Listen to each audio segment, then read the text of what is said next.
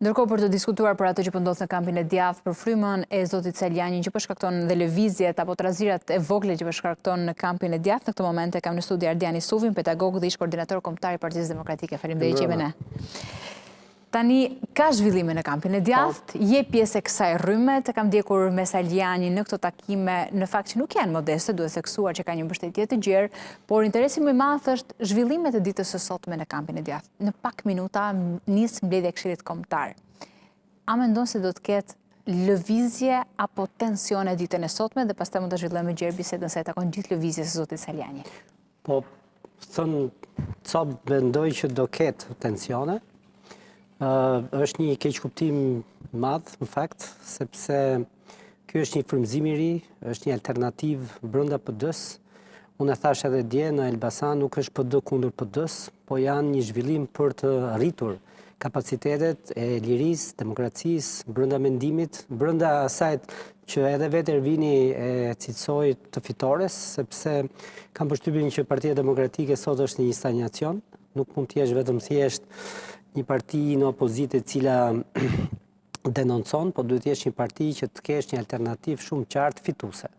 Dhe u bën shumë kohë, shumë vite, qoftë në zgjedhjet vendore, qoftë parlamentare, që është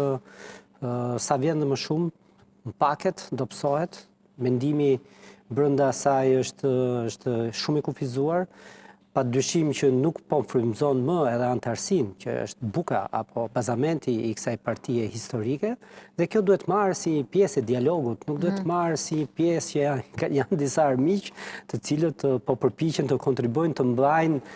këtë pushtet në këmbë. Kuptohet që ky pushtet sa vjen çdo ditë dhe po rrënohet, e kemi thënë me kohë që është një pushtet i pamerituar, po është dhe për shkak edhe të Partisë Demokratike. Duhet që dhe vetë Partia Demokratike të bëjë një analizë të vërtet, të thellë, dhe jo vetëm të ketë justifikimet e radhës, padyshim që ka elemente të cilët qëndrojnë, vjedhja e votës nuk diskutohet që qëndron, është një problem, po nuk është problemi më madhor që ka vetë PD-ja, po ky është një problem madhor i vendit. Kështu që duhet t'i ndajmë në kuptimin e mirë të fjalës gjërat, duhet patjetër që qoftë antarësia, qoftë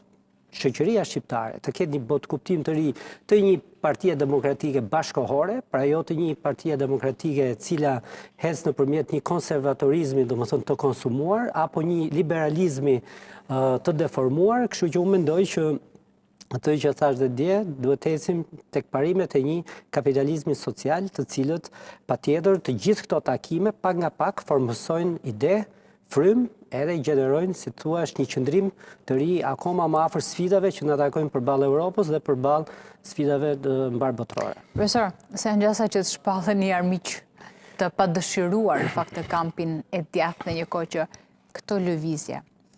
ky trazim ujërash që po vjen nga Saliani së bashku me ju, se jeni edhe ju pjesë e kësaj lëvizje, të ketë këtë lloj artikulimi që mund të vijë nga kupola drejtuese e Partisë Demokratike duke u përjashtuar. Ditën e dieshme zoti Noka tha se është i vetë përjashtuar, ndërkohë ditën e sotme në konferencën për mediat Berisha tha se është prekur vija e kuqe e zotit Berisha, pra e vetës.